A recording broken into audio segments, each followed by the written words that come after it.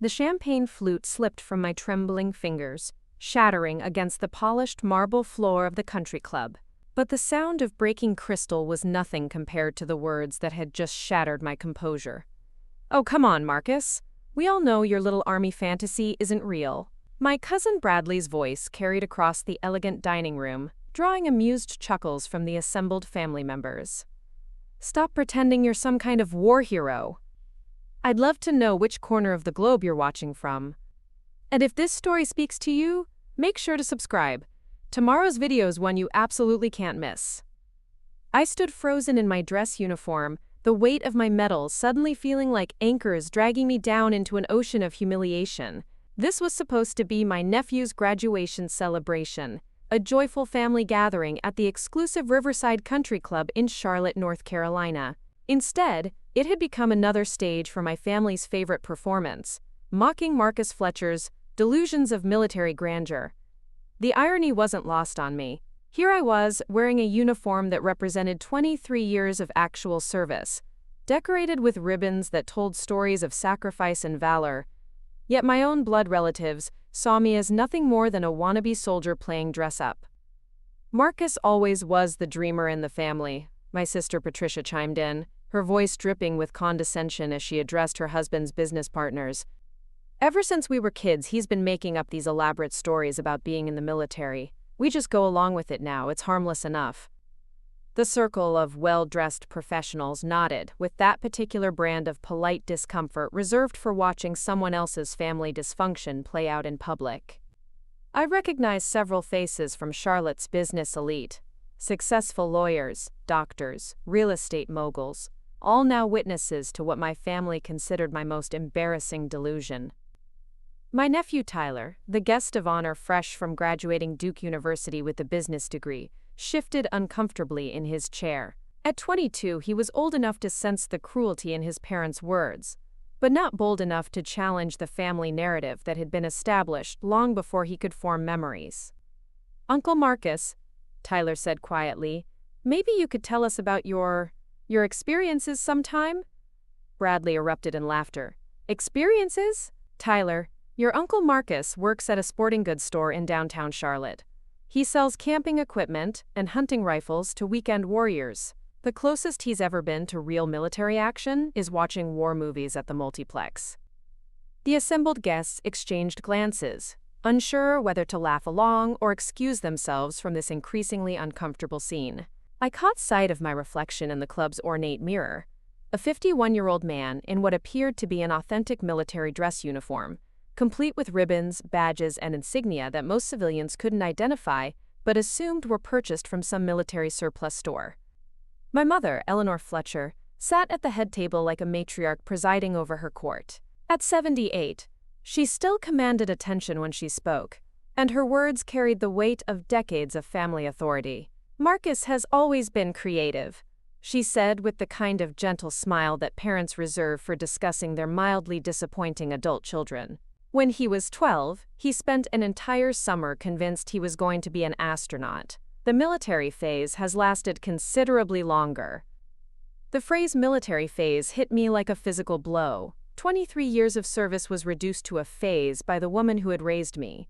I thought about all the classified operations, the sleepless nights in forward operating bases, the weight of command decisions that had shaped the course of international conflicts. All of it dismissed as an elaborate fantasy by people who couldn't fathom that the quiet man who worked weekends at Fletcher's Outdoor Gear might have another life entirely.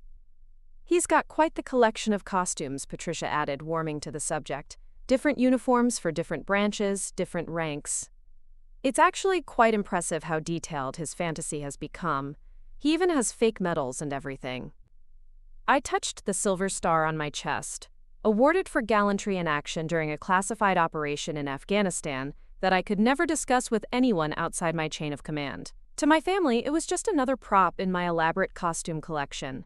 The country club's dining room buzzed with the kind of forced conversation that happens when people desperately want to change the subject but can't quite figure out how. Ice clinked in glasses, silverware scraped against fine china, and somewhere in the background, the club's pianist played something soft and forgettable.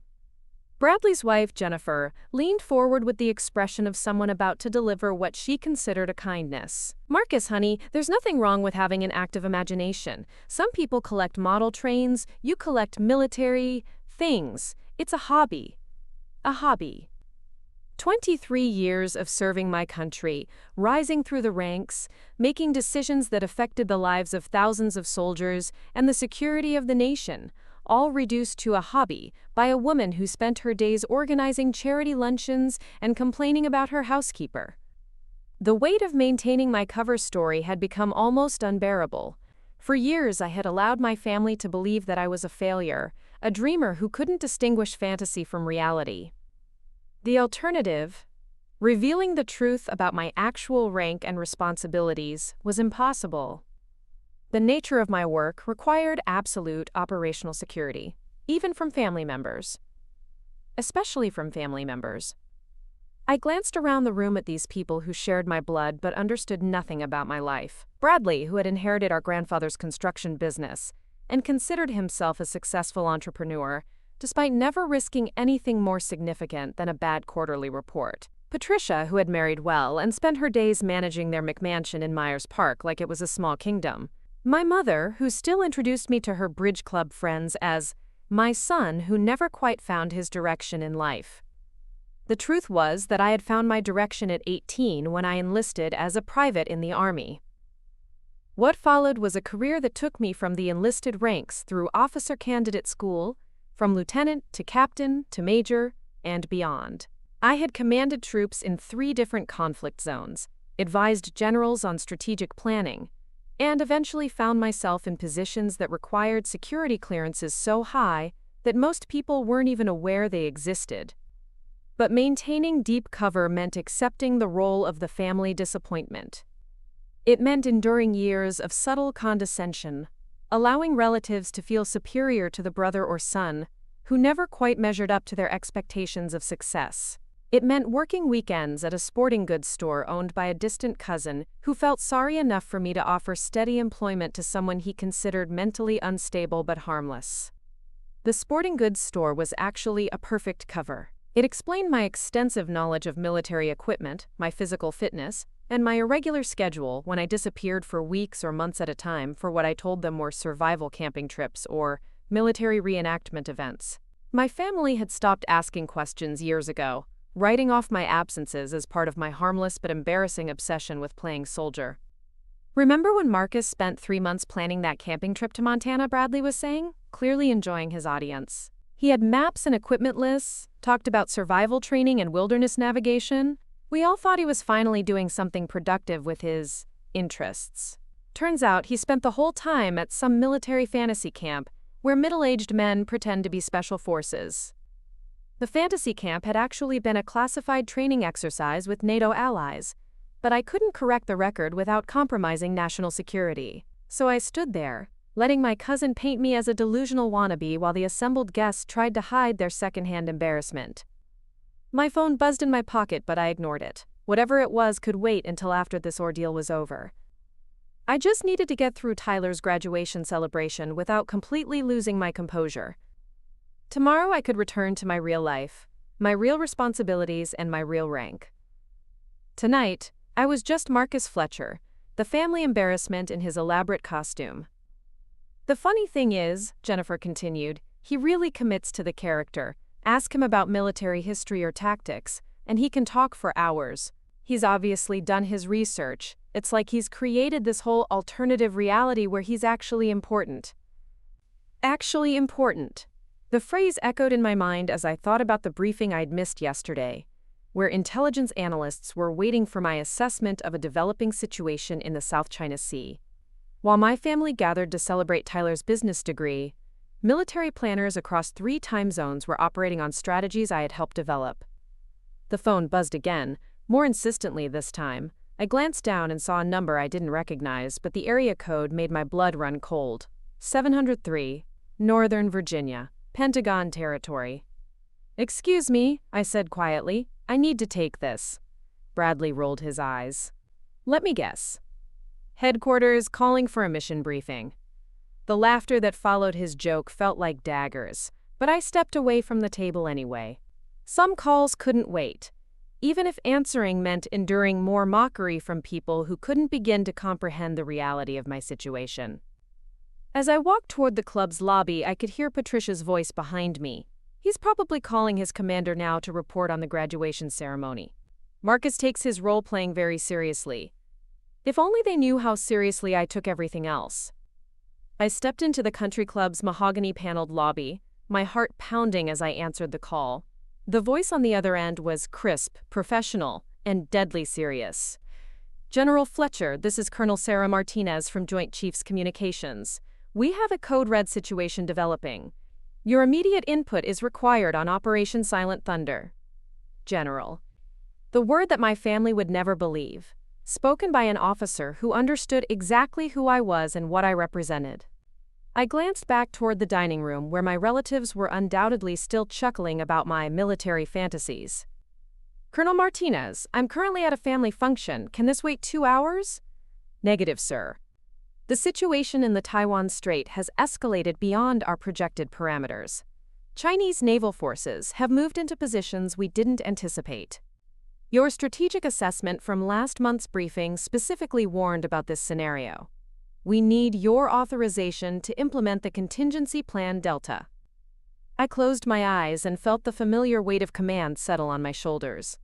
23 years of service had led to this moment, standing in a North Carolina country club, while half the Pacific Fleet waited for orders that could prevent or precipitate a global conflict.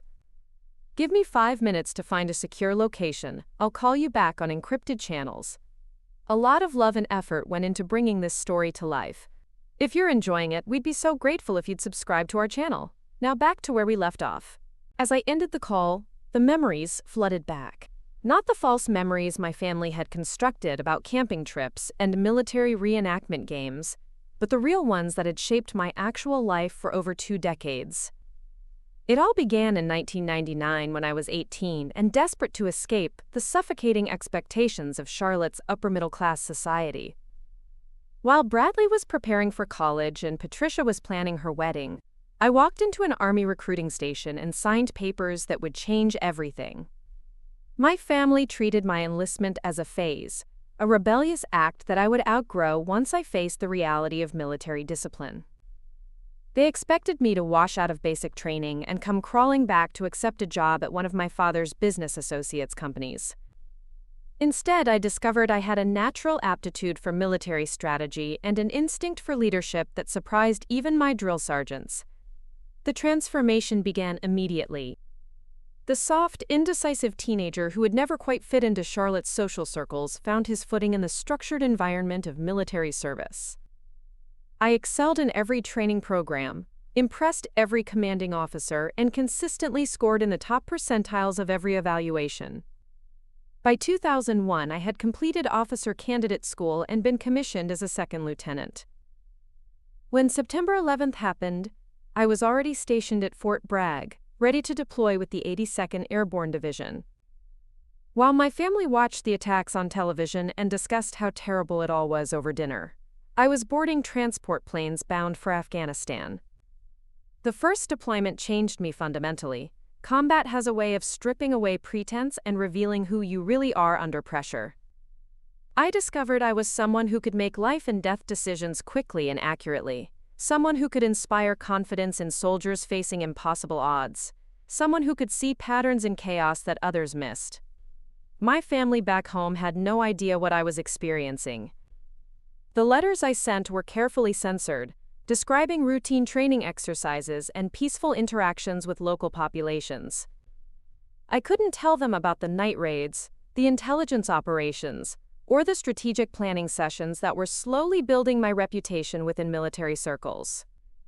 When I returned from that first deployment, I had been promoted to first lieutenant and recommended for specialized intelligence training.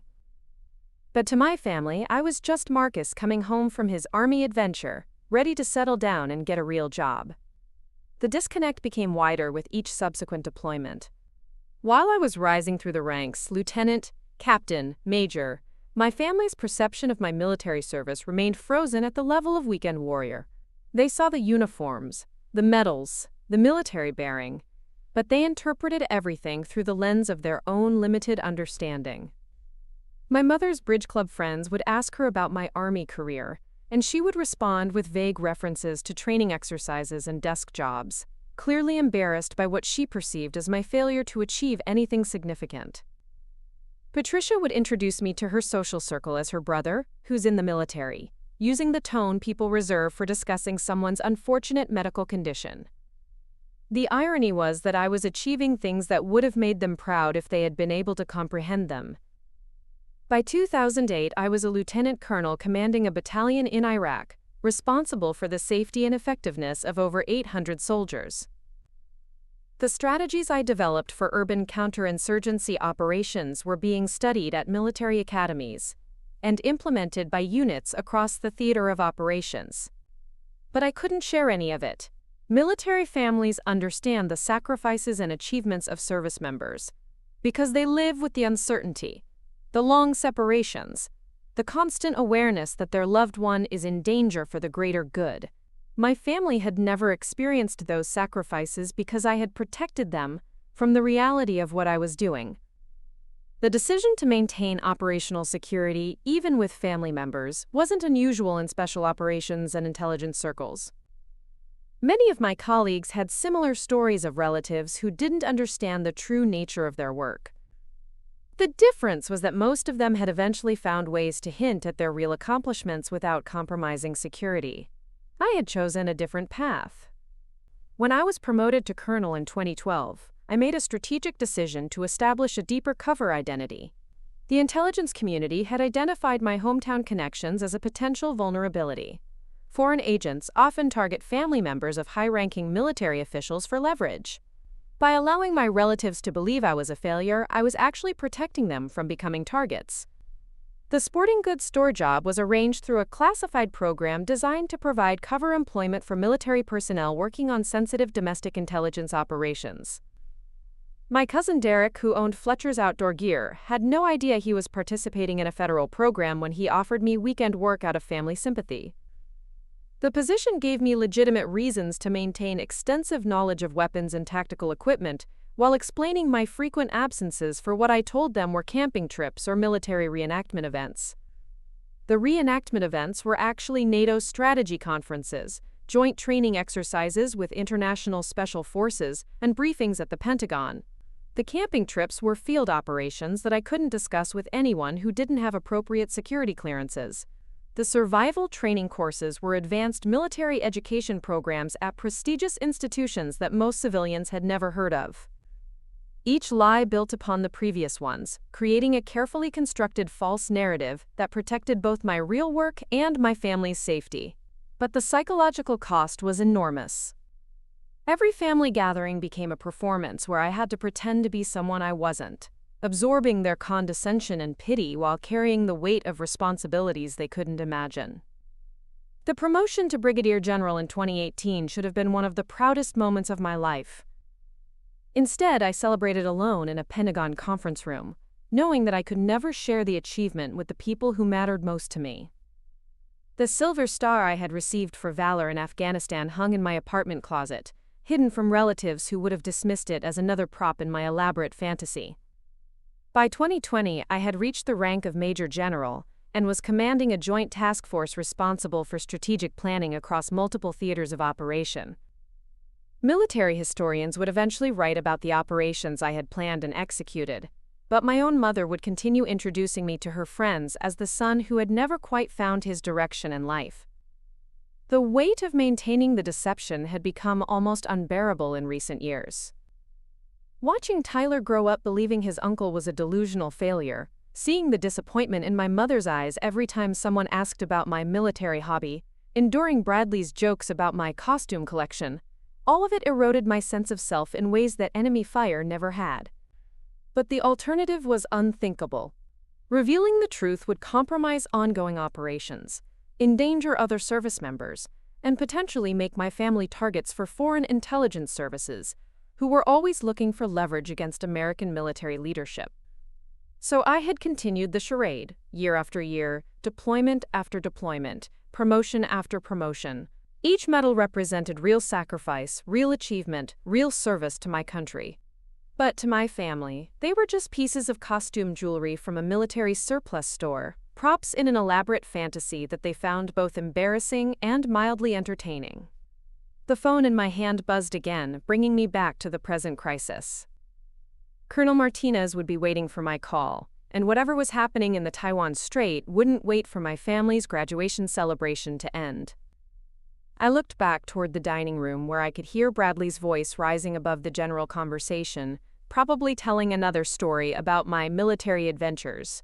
In a few minutes, I would need to disappear into a secure conference room somewhere in this country club and make decisions that could affect the course of international relations. But first, I had to figure out how to excuse myself from Tyler's party without triggering another round of jokes about my, quote, commander calling for a mission briefing. The truth, as always, was simultaneously more mundane and more extraordinary than anything my family could imagine. I slipped back into the dining room just as the waitstaff began serving the main course. The aroma of prime rib and roasted vegetables filled the air, but my appetite had vanished entirely. The weight of the impending crisis in the Taiwan Strait pressed against my consciousness like a physical burden, yet I had to maintain the facade of being just another family member celebrating Tyler's graduation. "There he is," Bradley announced loudly enough to draw attention from neighboring tables. "Did headquarters give you your marching orders, General Marcus?" The title General, delivered as mockery, hit harder than usual considering I had just been addressed by that exact rank by Colonel Martinez. I forced a weak smile and took my seat, hoping to blend back into the background of family conversation. "You missed the story about your camping expedition to Alaska," Jennifer said, dabbing at her lips with her napkin. "I was just telling everyone about how you came back with all those survival techniques and wilderness navigation skills. Very impressive for a sporting goods employee." The Alaska expedition had been a joint training exercise with Canadian Special Forces, in conditions so harsh that 3 participants had to be medically evacuated. We had been testing new cold weather gear and survival protocols that would later save lives in Arctic operations. But to Jennifer, it was just another example of my elaborate fantasy life. Tyler shifted uncomfortably in his chair. "Uncle Marcus, those stories you used to tell me when I was little, about different countries and military bases, where did all that come from?" Before I could answer, Patricia jumped in with the patronizing tone she had perfected over the years. "Marcus has always been very creative, Tyler. He reads military history books and watches documentaries. He can make up incredibly detailed stories about places he's never been and things he's never done. It's actually quite talented in a way." The cruel irony was that every story I had ever told Tyler was true. The military bases I had described, in careful, child-friendly terms, were places where I had actually served. The different countries I had mentioned were locations of real deployments, real missions, real friendships with international military personnel, but my family had converted every truth into evidence of my delusions. "Remember when he showed up to Christmas dinner in 2019 with that elaborate uniform?" Bradley continued, warming to his favorite topic. "Full dress blues with all the ribbons and medals perfectly arranged. I have to admit, the attention to detail was impressive. He must have spent hours researching proper military protocol just to get the costume right. That Christmas dinner uniform had been my actual dress blues, worn to dozens of official military ceremonies. The ribbons represented real combat deployments, commendations for strategic planning, and awards for leadership under fire. I had worn the same uniform to Pentagon briefings and NATO conferences. But to my family, it was just an elaborate costume that demonstrated the depth of my obsession with military role-playing. The funniest part, Jennifer added, was how he stood at attention when Uncle Robert asked him about his service record. He rattled off this whole speech about classified operations and strategic planning. Very convincing performance. That speech had been the closest I had ever come to telling them the truth. Uncle Robert, a World War II veteran, had asked direct questions about my military career, with the respect one soldier shows another. For a brief moment, I had forgotten about maintaining my cover and responded with genuine pride about my actual accomplishments. My family's reaction had been to treat it as theater, an elaborate performance designed to impress the old veteran. "Marcus really commits to the character," Bradley explained to the business associates at our table. Ask him about military tactics or international politics, and he can discuss them for hours. He's obviously done extensive research to support his fantasy. It's like he's created this alternate reality where he's actually important in national defense. One of the business associates, a distinguished gentleman named William Harrison, who I recognized as a prominent Charlotte attorney, leaned forward with interest. That's fascinating from a psychological perspective. The level of detail required to maintain such an elaborate fiction suggests significant intellectual capacity. Has he ever sought professional help for this condition? My mother answered before anyone else could respond. We've tried to discuss it with him, but Marcus insists his stories are real. We've learned it's easier to just go along with it rather than cause family conflict. As long as he's not hurting anyone, his military fantasies are harmless enough. Harmless fantasies. The woman who had raised me was describing my life's work, my actual service to the country she claimed to love, as harmless fantasies that the family tolerated out of pity. Another guest, introduced earlier as Dr. Rebecca Sullivan, a psychiatrist from Charlotte's medical community, nodded thoughtfully. Elaborate fantasy lives often develop as coping mechanisms for feelings of inadequacy or failure. The military theme suggests a desire for structure, respect, and purpose that's missing from his actual life experience. They were discussing me as if I weren't sitting right there analyzing my supposed psychological condition like I was a case study in delusion. The real irony was that Dr. Sullivan's analysis was exactly backward. My fantasy military career was the source of structure, respect, and purpose in my life. The sporting goods store job and family gatherings were the performances I had to endure. The concern, Dr. Sullivan continued, is when these fantasies begin to interfere with real relationships and responsibilities.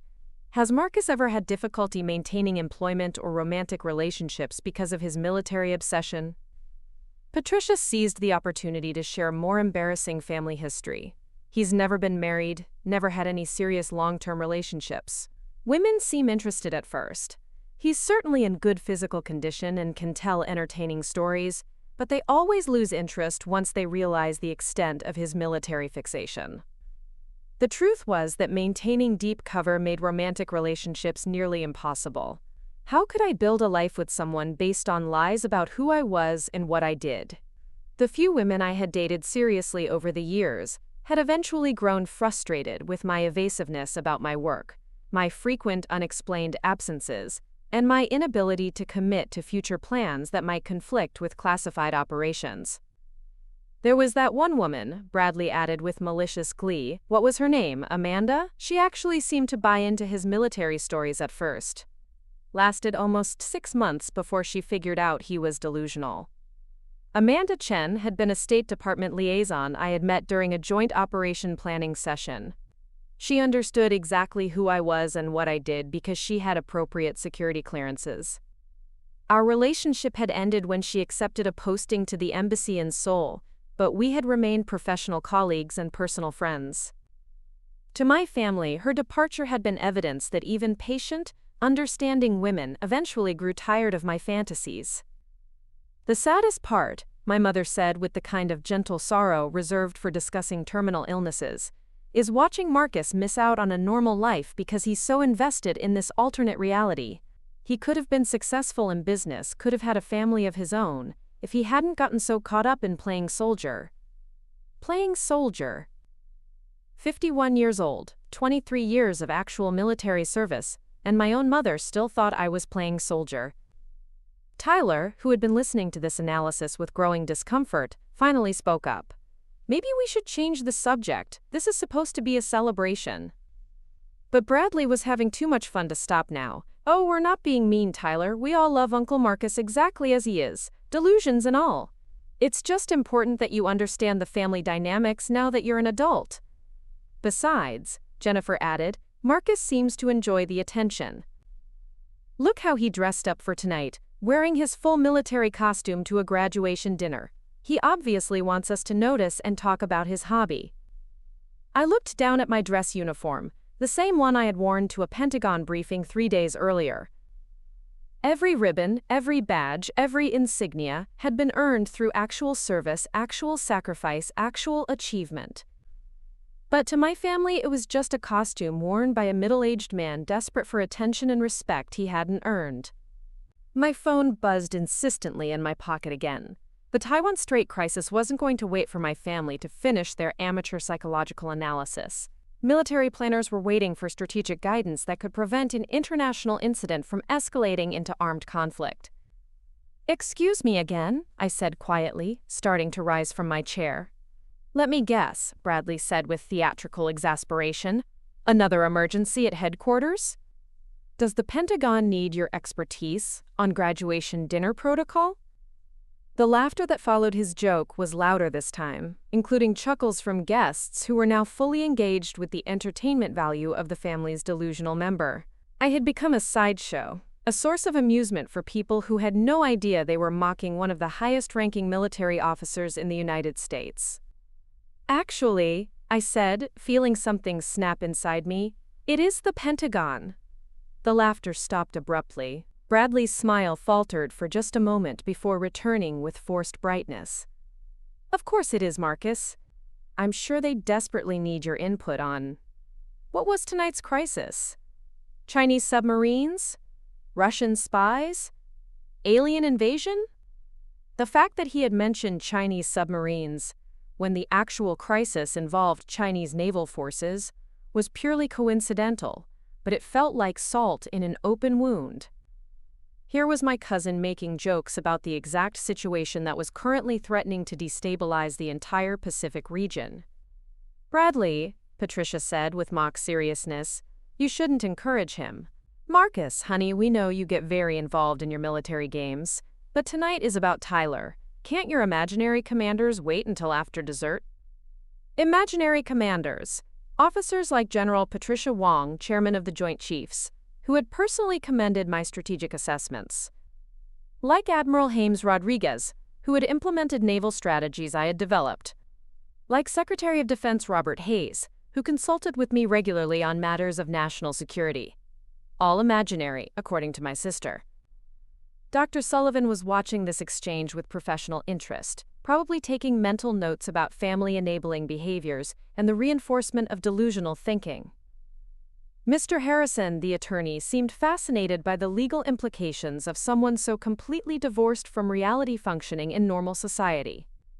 My phone buzzed a third time, and I knew I couldn't delay any longer. Whatever was happening in the Taiwan Strait had reached a point where Colonel Martinez was willing to risk multiple calls to a number that might be compromised. "I really do have to take this call," I said, standing up despite the renewed chuckling around the table. "Tell the Pentagon we said hello," Bradley called after me, "and ask them if they need any sporting goods for their next mission." As I walked toward the lobby again, I could hear the conversation continuing behind me. The family had found their groove now, entertaining the guests with stories about my elaborate military fantasies, while I dealt with actual military crises that they couldn't begin to comprehend. The worst part was knowing that in a few minutes I would have to return to that table and pretend to be the harmless, delusional family member they had decided I was, while carrying the weight of decisions that could affect millions of lives across the Pacific region. I found the club manager's office on the second floor, a quiet sanctuary away from the dining room's festivities. The mahogany desk and leather-bound books created the perfect cover for what was about to become one of the most sensitive conversations in recent military history. "Colonel Martinez, this is General Fletcher. Secure line established. Give me the full situation report."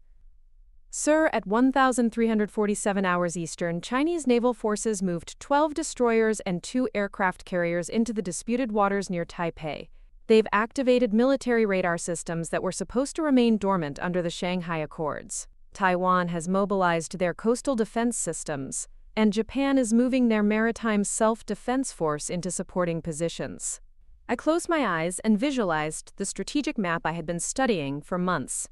This was exactly the scenario I had warned about in classified briefings, the domino effect that could trigger the largest naval confrontation since World War II. "What's the current posture of our 7th Fleet assets?" "Admiral Chen has 3 carrier battle groups positioned according to your contingency recommendations from Operation Silent Thunder." The USS Ronald Reagan is maintaining a station southeast of Okinawa. The USS Carl Vinson is in the Philippine Sea, and the USS Abraham Lincoln is holding position near Guam. My contingency recommendations. Strategic positioning I had developed during late-night planning sessions at the Pentagon. Wargaming scenarios that military analysts hoped would never become reality. Now those theoretical exercises were being implemented with real ships, real weapons, and real consequences. Colonel, I need you to patch me through to Admiral Chen immediately, and get Secretary Hayes on a secure conference line. We're looking at condition-red escalation within the next 6 hours if we don't implement containment protocols. Sir, there's one more complication. Chinese intelligence has been monitoring increased military communications traffic. They may be interpreting our routine strategic repositioning as preparation for offensive operations. The irony was staggering. Downstairs, my family was entertaining dinner guests with stories about my imaginary military adventures, while I was coordinating real-time responses to prevent World War III. Every joke about my Pentagon contacts was being made, while actual Pentagon officials waited for my strategic assessment of the most dangerous international crisis in decades. General Fletcher, Admiral Chen is on the line. Admiral, this is Marcus. What's your current assessment of Chinese intentions? Marcus, thank God you're available. This is escalating faster than our models predicted. The Chinese formations are moving into attack positions, but their communication patterns suggest they're as surprised by the escalation as we are. I think we're looking at a miscalculation rather than a planned assault. Admiral Chen and I had worked together on Pacific strategy for over 5 years. She understood that my assessment capabilities had prevented similar crises from escalating beyond diplomatic solutions. The mutual respect between us was built on shared experience in some of the most classified operations in modern military history. Admiral, implement Containment Protocol 7, move the Reagan battle group to demonstrate deterrent capability without crossing into Chinese territorial claims. Signal peaceful intentions through the established diplomatic channels, but make it clear that any aggressive action against Taiwanese assets will trigger immediate response. Understood. Marcus, I need your authorization code for weapons systems activation. I recited the classified sequence that would allow American naval forces to shift from peacekeeping posture to combat readiness. Somewhere in the South China Sea, weapons systems worth billions of dollars were coming online based on my verbal command. Secretary Hayes is joining the conference, Colonel Martinez announced. General Fletcher, this is Secretary Hayes. I'm in the Situation Room with the President. We need your immediate assessment of escalation probabilities and recommended response scenarios. The Secretary of Defense was consulting with me while the President of the United States waited for my analysis. Meanwhile, my family was probably telling more stories about my military fantasies to their dinner companions. Mr. Secretary, based on current intelligence and historical patterns, I assess 60% probability that this is Chinese testing of American response capabilities rather than preparation for actual military action. However, the positioning of their carrier assets suggests they're prepared to escalate if they interpret our defensive measures as aggressive intent. What's your recommendation, General? Implement graduated response. Demonstrate capability without provocation. Signal through diplomatic channels that we're prepared to defend our allies, while leaving face-saving options for Chinese leadership to de-escalate without appearing weak to their domestic audience. Approved. General Fletcher, how soon can you be at the Pentagon for direct command coordination? I looked at my watch and calculated travel time from Charlotte to Washington. Sir, I can be airborne within 2 hours, but I recommend maintaining current protocols for the next 4 hours. If Chinese forces haven't moved to actual attack positions by 2,200 hours Eastern, they're likely testing boundaries rather than planning immediate military action. Understood. General, stay available on secure channels. We may need you for direct consultation with Allied commanders. As I ended the conference call, I realized I had just participated in preventing what could have been the opening moments of a Third World War. Strategic decisions that would be studied by military historians for generations had been made in a country club manager's office while my nephew's graduation celebration continued 1 floor below. I needed to return to the dining room and somehow explain my absence without revealing that I had spent the last 20 minutes coordinating military responses with the highest levels of American defense leadership. The challenge was maintaining my cover story, while my phone would likely continue buzzing with updates from the crisis. When I returned to the table, the dessert course was being served. Fresh strawberries and chocolate mousse had replaced the earlier meal, and the conversation had shifted to Tyler's future career plans. But Bradley noticed my return immediately. Well, General Marcus returns from his top-secret mission. Did you save the world while we were having dessert? The accuracy of his sarcastic comment was so precise that I had to suppress an inappropriate urge to laugh. Yes, Bradley, I quite literally may have helped save the world while you were having dessert. Just some scheduling issues with work, I said, taking my seat and hoping the conversation would move away from my phone calls. But Jennifer had apparently been thinking about my absences during dinner. Marcus, I'm curious about something. When you get these calls during family events, who exactly do you think you're talking to? The question caught me off guard. It was the first time anyone had asked for specific details about my supposed delusions rather than simply mocking them. I mean, she continued, when you disappear to take these important military calls, what exactly goes through your mind? Are you consciously making up conversations, or do you actually believe you're talking to real Pentagon officials? Dr. Sullivan leaned forward with professional interest. This was exactly the kind of clinical inquiry she would make when evaluating a patient's relationship with reality. Jennifer, that's a very insightful question, the psychiatrist said. The nature of elaborate fantasy lives often involves complex psychological mechanisms. Some individuals consciously create fictional scenarios, while others genuinely believe in alternate realities they've constructed. I stared at both women, realizing they were conducting an impromptu psychological evaluation in front of the entire table. They wanted to understand the mechanics of my supposed delusions, to determine whether I was a conscious fraud or genuinely mentally ill. The phone calls are real, I said quietly, unsure how else to respond without compromising operational security. Of course they seem real to you, Patricia said with gentle condescension. That's what makes your military fantasy so convincing. You've internalized the role so completely that the boundary between imagination and reality has become blurred.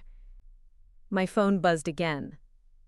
Colonel Martinez with an update on the Taiwan Strait situation. I glanced at the screen and saw a message that made my blood run cold. Chinese forces moving into aggressive formations need immediate consultation. The crisis was escalating exactly as I had feared. My recommendations were being tested in real time, as military commanders across the Pacific made decisions based on strategic frameworks I had developed. Another call from headquarters? Bradley asked, noticing my attention to the phone.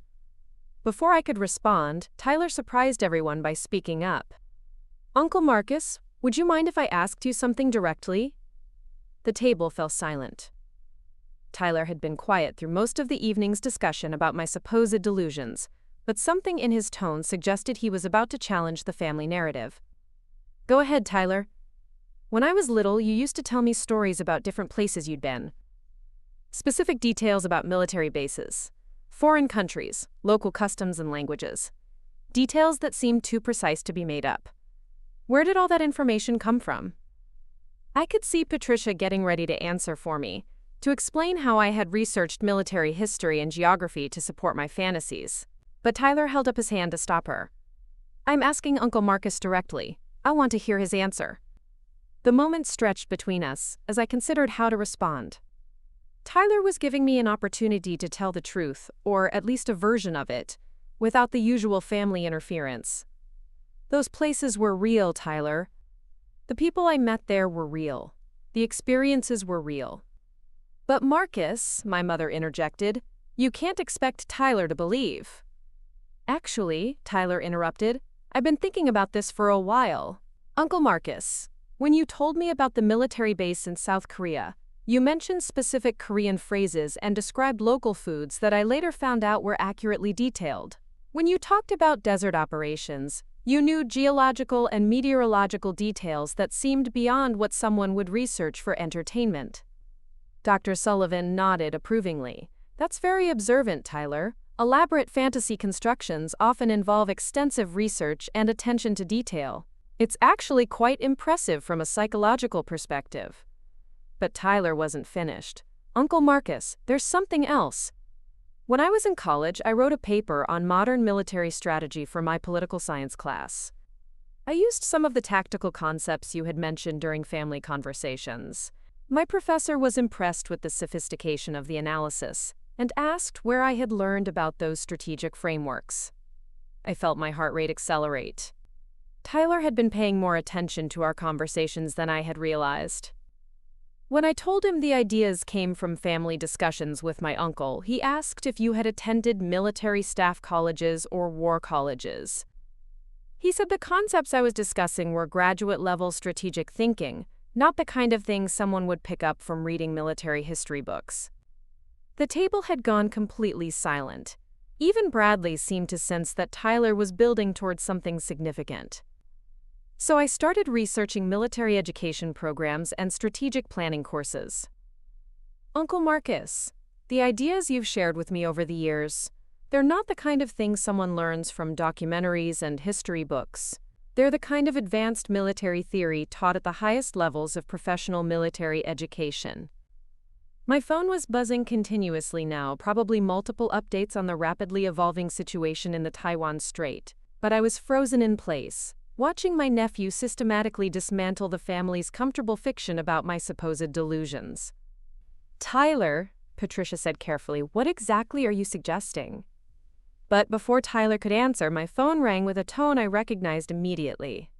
It wasn't a normal ringtone. It was the distinctive sound reserved for emergency communications from the National Security Council. And it was loud enough for everyone at the table to hear. The emergency ringtone cut through the dining room like a siren. Every conversation at neighboring tables stopped as heads turned toward our table, where my phone was emitting the distinctive high-priority alert tone that most civilians had never heard before. I reached for the phone, but Bradley's hand shot out and grabbed my wrist. Oh no, Marcus. You're not disappearing again for another one of your imaginary military emergencies. We're having a family discussion here. The phone continued buzzing, and I could see the caller ID, NSC emergency line. The National Security Council didn't make social calls, and they definitely didn't wait for family dynamics to resolve themselves. Bradley, I need to take this call immediately. No, Patricia said firmly, moving to block my exit from the table. Tyler asked you a direct question, and we're going to have an honest conversation about your condition. No more military fantasies, no more elaborate stories. It's time for some tough love. The phone fell silent, then immediately began ringing again, with the same emergency tone. Tyler looked alarmed by the insistence of the calls, but the rest of my family seemed determined to use this as an intervention moment. Marcus, my mother said with the authoritative voice she had used when disciplining us as children, sit down, we're going to discuss this as a family, once and for all. Dr. Sullivan had pulled out a small notebook and was observing the interaction with clinical fascination. Mr. Harrison, the attorney, looked increasingly uncomfortable with what was becoming a public family therapy session. You've been living in this fantasy world for over 20 years, Jennifer said, her voice rising with frustration. We've been patient, we've been understanding, but watching you pretend to receive emergency calls from the Pentagon is just sad, Marcus. You're 51 years old. It's time to face reality. The phone rang a third time, and this time I didn't ask permission. I stood up abruptly, knocking over my water glass in the process. This conversation will have to wait. This is a genuine emergency. No, Bradley shouted, loud enough to attract attention from across the dining room. Enough! We're tired of enabling your delusions. There is no emergency. There is no Pentagon calling you. There are no Chinese submarines or Russian spies or whatever crisis you've invented this time. The mention of Chinese submarines again struck me like a physical blow. My cousin was unknowingly making jokes about the exact military situation that was currently threatening to spiral into armed conflict. Bradley, you have no idea. I have every idea, he interrupted, standing up to face me directly. I know exactly what's happening here. You're a middle-aged man who sells camping equipment and pretends to be a military officer because your real life isn't exciting enough. You've created this elaborate fantasy where you're important, where people depend on you, where you matter in some significant way. The cruelty in his words was breathtaking, but it was the accuracy that made them unbearable. I had created an elaborate fantasy, but it was the fantasy of being a failure, not the fantasy of being successful. My real life was more exciting and more important than anything Bradley could imagine, but I had spent years convincing him of the opposite. "Uncle Marcus," Tyler said quietly, "just answer the phone, please." But Patricia had moved around the table and was now standing between me and the exit. "No more phone calls, no more disappearing acts. We're going to resolve this tonight." My phone began ringing again, and this time I could see that other diners were starting to stare. The emergency tone was designed to cut through ambient noise and demand immediate attention, which made it increasingly disruptive in the elegant country club setting. "Fine," I said, my patience finally snapping after 23 years of careful control. "You want the truth? You want to know who's calling me?" I answered the phone on speaker, despite every protocol about secure communications. "General Fletcher, this is Admiral Catherine Santos from the National Security Council. We have a code red escalation in the Taiwan Strait. Chinese and American naval forces are approaching direct confrontation. The President has ordered immediate activation of Pacific Defense Protocol Omega. We need you in the Situation Room within 3 hours." The silence that followed was absolute.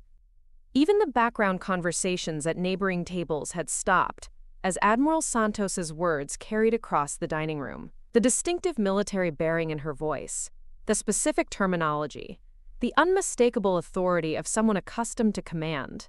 None of it could be dismissed as imagination or role-playing. "General," Admiral Santos continued, unaware that she was broadcasting to a room full of civilians, "Chinese forces have moved into attack formations. Based on your strategic assessments from Operation Silent Thunder, we're implementing Containment Protocol 9. The President specifically requested your immediate consultation." Bradley's face had gone completely white. He was staring at the phone as if it had suddenly transformed into a venomous snake. "Admiral Santos," I said, trying to regain control of the situation, "I'm currently at a family function. Can you give me 20 minutes to reach a secure location?" "Negative, General. The situation is deteriorating too rapidly. We need your authorization for weapons systems activation across 3 carrier battle groups. Every minute of delay increases the risk of miscalculation leading to armed conflict." I looked around the table at faces frozen in shock and disbelief. My mother's mouth was hanging open, Patricia looked like she was about to faint, and Jennifer was gripping her napkin so tightly that her knuckles had turned white. "Stand by, Admiral," I said, then muted the phone and looked directly at Bradley. "You wanted to know who calls me? That's Admiral Catherine Santos, Deputy Director of the National Security Council, former Commander of the Pacific Fleet, and currently one of the most senior military advisors to the President of the United States." Tyler was the first to find his voice. "Uncle Marcus, you're actually—" "Major General Marcus Fletcher, United States Army, currently assigned to Joint Chiefs Strategic Planning Division, specializing in Pacific Theater operations and international crisis management." Dr. Sullivan had stopped taking notes and was staring at me with the expression of someone whose professional worldview was being fundamentally challenged. "That's impossible," Patricia whispered. "You work at a sporting goods store. You sell hunting rifles and camping equipment." The sporting goods stores cover employment arranged through a classified program designed to protect the identities of military personnel working on sensitive domestic intelligence operations. Every weekend I spend there is documented and authorized as part of my operational security requirements. I unmuted the phone and addressed Admiral Santos. "Admiral, I need 2 minutes to brief my family on security protocols, then I'll need immediate transport to a secure facility." "Understood, General. We're dispatching a helicopter to Charlotte Executive Airport. Security team is en route to your location for escort." The mention of a helicopter and security team seemed to break whatever spell had been holding the room in stunned silence. Conversations erupted at multiple tables as other diners tried to process what they had just heard. "Security team?" my mother asked weakly. "Standard protocol when senior military personnel are extracted from civilian locations during crisis situations. You're about to meet some very professional individuals whose job is to ensure I reach the Pentagon safely and quickly." Bradley sank back into his chair as if his legs had given out. This isn't possible. This can't be real. You're Marcus. You're the family disappointment. You never amounted to anything. I'm the family's disappointment because that's what my cover story required you to believe. Foreign intelligence services target the families of senior military officials for leverage and information. By allowing you to think I was a failure, I was protecting you from becoming targets. Tyler was staring at me with a mixture of awe and confusion. All those stories you told me when I was little, about different countries and military bases. Every single story was true. I just couldn't tell you they were true, because you were too young to understand operational security requirements. Jennifer found her voice, though it came out as barely a whisper. The camping trips to Montana and Alaska. Joint training exercises with Canadian Special Forces and NATO allies. The quote survival courses were advanced military education programs at institutions that most civilians have never heard of. Patricia was shaking her head as if physical motion could make this revelation disappear. But we've seen your paycheck stubs from the sporting goods store. We've seen your apartment, your car, your ordinary life. All of it carefully constructed cover. My actual salary and benefits are deposited into classified accounts that you've never seen. The apartment and car are appropriate for my cover identity, not my actual rank and responsibilities. My phone buzzed with a text message that I could read without unlocking the screen. Security team arriving at your location in 3 minutes. Prepare for immediate extraction. In 3 minutes, a team of federal agents is going to walk into this country club to escort me to a helicopter that will take me to the Pentagon, where I will spend the next several hours helping to prevent what could become the Third World War. The crisis you've been making jokes about, Chinese naval forces, submarine deployments, international tensions, is actually happening right now. Dr. Sullivan had found her clinical voice again. Marcus, if what you're saying is true, then you've maintained an incredibly sophisticated deception for decades. The psychological toll of living such a compartmentalized existence must be enormous. It nearly destroyed me, I admitted. Watching my own family treat me like a delusional failure while I was serving my country at the highest levels of strategic command. Enduring years of condescension and pity while carrying responsibilities that affected millions of lives. Bradley was still shaking his head in denial. This is elaborate. This is the most sophisticated delusion you've ever created. You've somehow arranged for people to call and pretend to be military officials. You've got accomplices now. But even as he spoke, I could see doubt creeping into his expression. The specific military terminology, the urgency in Admiral Santos's voice, the mention of helicopter extraction. All of it was too detailed and too consistent to be easily dismissed as fantasy. Bradley, Tyler said quietly, look around the room. Look at how everyone else is reacting. The other diners weren't reacting like people witnessing a mental health episode. They were reacting like people who had just realized they were in the presence of something far more significant than they had understood. Several people were discreetly taking photos and videos, probably to document what was becoming an extraordinary story. Mr. Harrison, the attorney, leaned forward with professional interest. General Fletcher, if I may ask, what level of security clearance do you maintain? Top secret SCI with special access programs that I cannot discuss with anyone who doesn't have specific need-to-know authorization. And your family had no knowledge of your actual position? Operational security required maintaining complete separation between my military identity and my cover identity. My family's safety depended on their genuine ignorance of my real work. Patricia was crying now, though whether from shock, embarrassment, or grief I couldn't tell. Marcus, we've spent years making fun of you. We've humiliated you in front of friends, dismissed your achievements, treated you like exactly what I needed you to think I was, I finished. A harmless failure who posed no threat to anyone and attracted no interest from foreign intelligence services. The sound of vehicles pulling up outside the country club was audible through the dining room windows. Heavy engines, multiple vehicles, the unmistakable signs of an official convoy arriving. That would be my escort, I said, checking my phone for final instructions. In about 30 seconds, several very serious individuals in suits are going to walk through those doors and ask everyone in this room to remain seated while they extract a senior military officer for emergency consultation. Tyler was staring out the window at the black SUVs with government plates that were now visible in the parking lot. "Uncle Marcus, this is really happening.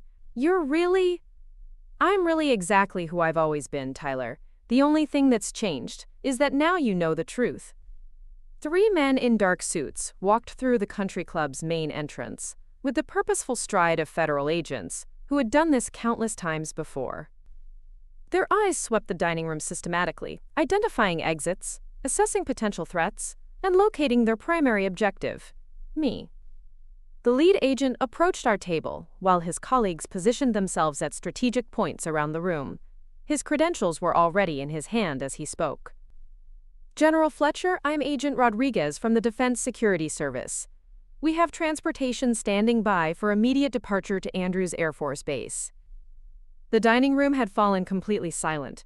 Even the waitstaff had stopped moving as they processed the surreal scene unfolding before them.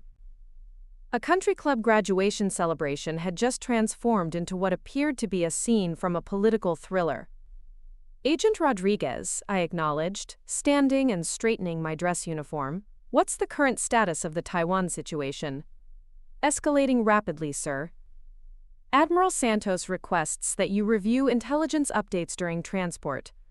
The helicopter is fueled and ready for immediate departure." Bradley was staring at Agent Rodriguez as if the man were an alien who had just materialized at our dinner table. "This is insane," he muttered. "This cannot be happening." Agent Rodriguez's attention shifted to my family with the professional assessment of someone trained to identify potential security risks. "Sir, we'll need to conduct brief security interviews with your family members before departure. Standard protocol when extracting senior personnel from civilian gatherings." "Security interviews?" Patricia asked, her voice barely above a whisper. "Ma'am, we need to verify that there are no foreign nationals present, no unauthorized recording devices, and no security breaches that might compromise the general's location or mission. This is a routine procedure." My mother looked like she was about to collapse. The woman who had spent decades thinking her son was delusional was now being questioned by federal agents as part of national security protocols. Agent Rodriguez spoke into his caller microphone. "Echo Team, initiate perimeter security. Lima Team, begin civilian screening protocols.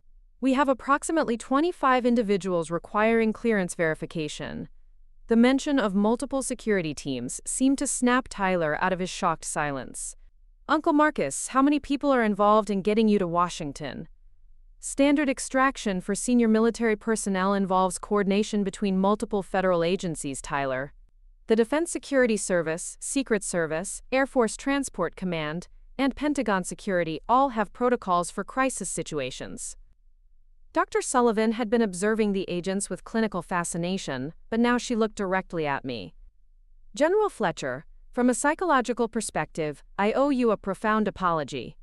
I spent this evening analyzing what I assumed were elaborate delusions, when I was actually witnessing the stress responses of someone maintaining deep cover under enormous pressure."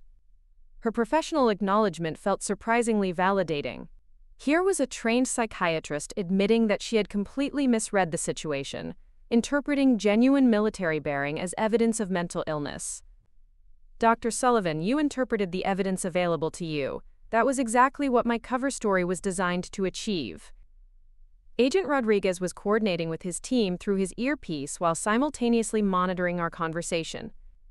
"General, we need to depart within the next 5 minutes. The situation in the Taiwan Strait has escalated beyond initial parameters." Jennifer found her voice, though it trembled with emotion. "Marcus, all those years we made jokes about your military hobby, you were actually preventing wars?" "Sometimes preventing them, sometimes managing them, sometimes planning responses to them. Strategic military planning involves preparing for conflicts we hope never happen, while developing responses to crises that might emerge with little warning." The second agent approached our table carrying a tablet device. "General Fletcher, these are the latest satellite intelligence reports from the Pacific Theater. Admiral Santos requested that you review them immediately." I took the tablet and quickly scanned the classified information displayed on its screen. The situation was indeed deteriorating faster than our initial assessments had predicted. Chinese naval formations were now in positions that suggested either aggressive intent or catastrophic miscalculation of American response capabilities. Tyler, I said, looking at my nephew while reviewing the intelligence data, remember when you asked me about military strategy concepts for your college paper? Those weren't theoretical discussions. They were based on real strategic planning for exactly these kinds of situations. Tyler nodded slowly, his expression showing the dawning realization of how much he had misunderstood about our conversations. When you talked about naval formations and deterrent positioning, you were describing actual military operations. Operations that I had planned, Tyler.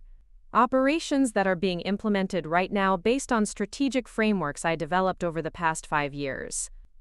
Bradley was still shaking his head in denial, but his arguments were becoming weaker as the evidence mounted around him. This is all too convenient, too perfectly timed. You're somehow orchestrating this entire scenario. Agent Rodriguez turned to address Bradley directly, his tone carrying the authority of someone accustomed to dealing with civilian skepticism. Sir, I'm going to need to see your identification and answer a few security questions. Your proximity to a senior military officer during a national security crisis requires verification of your background and current status. The reality of federal background checks seemed to penetrate Bradley's denial more effectively than any argument I could have made. This wasn't theater or role-playing. These were actual government agents conducting actual security protocols, because I was actually a senior military officer involved in an actual international crisis. Mr. Harrison, Agent Rodriguez continued, addressing the attorney, we'll need to verify your security status as well. Your presence at this location during the general's extraction requires documentation. Mr. Harrison nodded with the composure of someone who understood legal authority when he encountered it. Of course, Agent Rodriguez. I assume this involves national security background verification? Correct, sir. We'll need to confirm that there are no foreign connections or security risks among the civilian population present during this extraction. The systematic professionalism of the security protocols was having a visible impact on my family's perception of the situation. These weren't actors hired to support an elaborate fantasy. They were federal agents following established procedures for protecting senior military personnel during crisis situations. Patricia was crying openly now, her hands covering her face as the full magnitude of our family's misunderstanding became clear. Marcus, we've been so cruel to you. For years and years, we've treated you like you were broken or delusional or… Patricia, you treated me exactly how my cover story required you to treat me. The cruelty was necessary to maintain operational security. But how could you endure it? How could you let us humiliate you year after year when you knew the truth about what you were actually accomplishing? Agent Rodriguez glanced at his watch and spoke into his microphone again. Control, we need to initiate the departure sequence. Target extraction window is closing. I looked around the table one final time, seeing my family with completely different eyes than I had just an hour ago. They were no longer the relatives who had spent decades mocking my supposed failures. They were civilians who had been unwittingly participating in one of the most successful deep cover operations in modern military history. The hardest part, I said, answering Patricia's question while Agent Rodriguez prepared for our departure, wasn't enduring your mockery. It was knowing that I could never share the pride I felt in serving my country, never celebrate the achievements that mattered most to me, never let the people I loved most understand who I really was. My mother finally spoke, her voice fragile with emotion. Marcus, son, can you ever forgive us? Mom, there's nothing to forgive. You played your parts perfectly without even knowing you were playing parts. Your genuine belief in my supposed failures was the best possible protection I could have asked for. Agent Rodriguez stepped closer to our table. General Fletcher, we need to move now. The helicopter pilot is requesting immediate departure clearance. I stood up and straightened my uniform one final time, feeling the weight of my ribbons and medals differently than I had at the beginning of the evening. They were no longer hidden symbols of achievements my family couldn't understand. They were visible proof of service that had finally been acknowledged. Tyler, I said, reaching into my jacket pocket and pulling out a business card that I had never been able to share before. This is my actual contact information at the Pentagon. When this crisis is resolved, call me. We have 23 years of honest conversations to catch up on. Tyler took the card with trembling hands, staring at the official Department of Defense seal and the title, Major General Marcus Fletcher, Strategic Planning Division. Agent Rodriguez, I'm ready for extraction. As I walked toward the dining room exit, flanked by federal agents, I could hear the conversations erupting behind me. Other diners were pulling out their phones, probably trying to verify what they had just witnessed. The country club's staff was attempting to maintain normal operations while processing the extraordinary events that had just unfolded in their elegant dining room. But the voice that stopped me at the doorway was Tyler's. Uncle Marcus, General Fletcher. I turned back to face him. Thank you for your service. I'm sorry it took me 23 years to say that. The simple acknowledgement from my nephew hit me with more emotional force than any military commendation I had ever received. For the first time in decades, a member of my family was expressing genuine respect for my actual achievements, rather than pity for my supposed failures. Tyler, serving my country has been my honor, but tonight, finally being able to tell you the truth about that service, that might be the greatest honor of all. Agent Rodriguez spoke urgently into his microphone as we exited the country club. Control, package is secure and moving to transport. ETA to Andrews Air Force Base is 45 minutes. Request immediate clearance for Pentagon arrival. As I climbed into the black SUV that would take me to the helicopter, I could see my family through the country club windows, still seated around the dinner table where everything had changed. They were talking animatedly, probably trying to process the complete reversal of everything they had believed about me for the past 23 years. The irony wasn't lost on me that Tyler's graduation celebration, intended to mark his transition from college student to adult professional, had become the moment when I finally graduated from my role as the family disappointment to recognition as the person I had always actually been. But there was no time to savor the personal victory. In the Taiwan Strait, military forces from two superpowers were positioned for potential conflict, and strategic decisions I had helped develop were about to be tested in the most consequential way possible. The Taiwan Strait crisis was resolved within 18 hours through strategic de-escalation protocols I had developed during my years of classified planning. No shots were fired, no ships were damaged, and the world never knew how close it had come to witnessing the largest naval confrontation since World War II. The president personally thanked me for what he called masterful crisis management that prevented catastrophic international conflict. But the personal consequences of that night at Tyler's graduation celebration were far more profound and lasting than any military achievement.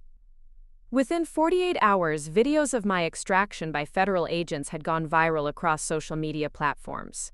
Family mocks man's military fantasy until Pentagon calls became one of the most watched stories of the year, generating millions of views and thousands of comments from viewers who recognized themselves in either my family's assumptions or my years of silent endurance. Bradley never fully recovered from the revelation. The man who had built his identity around being the successful entrepreneur in a family of achievers discovered he had spent decades mocking someone whose accomplishments far exceeded anything he had imagined possible. He entered therapy for what his counselor described as profound cognitive dissonance and guilt-related depression. Within 6 months, Bradley's construction business began struggling as word spread through Charlotte's tight-knit business community about his treatment of a decorated military officer. Several major clients canceled contracts, citing, quote, concerns about character and judgment. The irony was devastating. By trying to elevate himself through my supposed failures, Bradley had ultimately destroyed his own reputation. Patricia left her television job and moved to California, unable to face the daily reminders of how publicly she had humiliated her brother. The local station had initially tried to capitalize on her connection to the general who prevented World War III, but Patricia's visible guilt and emotional breakdown during interviews made her unsuitable for broadcast journalism. My mother spent her remaining years writing letters, hundreds of them, apologizing for decades of disappointment she had expressed about her son, who was secretly serving his country with distinction. She never quite forgave herself for calling me the family failure while I was literally preventing international conflicts. But Tyler thrived. Our honest conversations about military strategy, international relations, and strategic thinking inspired him to pursue graduate studies in international affairs. He eventually joined the State Department, where his understanding of military diplomatic coordination, gained through our years of coded conversations, made him an invaluable liaison between civilian and military leadership. The most unexpected consequence came from Dr. Sullivan, the psychiatrist who had attempted to analyze my supposed delusions at the dinner table. She published a groundbreaking paper on the psychology of necessary deception, mental health implications of deep cover operations, that became required reading in military psychology programs worldwide. My cover was permanently blown, requiring reassignment to positions where my family connections no longer posed security risks. Instead of hiding my service, I was eventually promoted to lieutenant general and placed in charge of training programs for military personnel requiring civilian cover identities. The sporting goods store closed within a year. My cousin Derek could never quite look at me the same way after learning that his charity case employee had been one of the highest-ranking military officers in the United States. The irony of feeling embarrassed about helping a supposedly failed relative who was actually serving at the highest levels of national security became too much for him to process. Years later, when people asked how I had endured 2 decades of family mockery while serving my country in classified operations, I always gave the same answer. The hardest battles aren't always fought against foreign enemies. Sometimes they're fought against the assumptions of the people who love you most. Tyler, now a successful diplomat, often introduces me at State Department functions as the uncle who taught me that truth and duty sometimes require sacrifices that no one else can see or understand. It's the recognition I never expected but always hoped for. The greatest victory wasn't preventing a war in the Taiwan Strait. It was finally being able to tell my family the truth about who I had always been, and discovering that love could survive even the most necessary deceptions. Sometimes the most important battles are won not with weapons, but with patience, sacrifice, and the eventual revelation of truth. Looking for more? We've got 2 amazing stories ready for you right on screen. If this one touched you, these are absolutely worth your time. Click to watch them now. And hey, subscribe and hit that bell to never miss our latest uploads.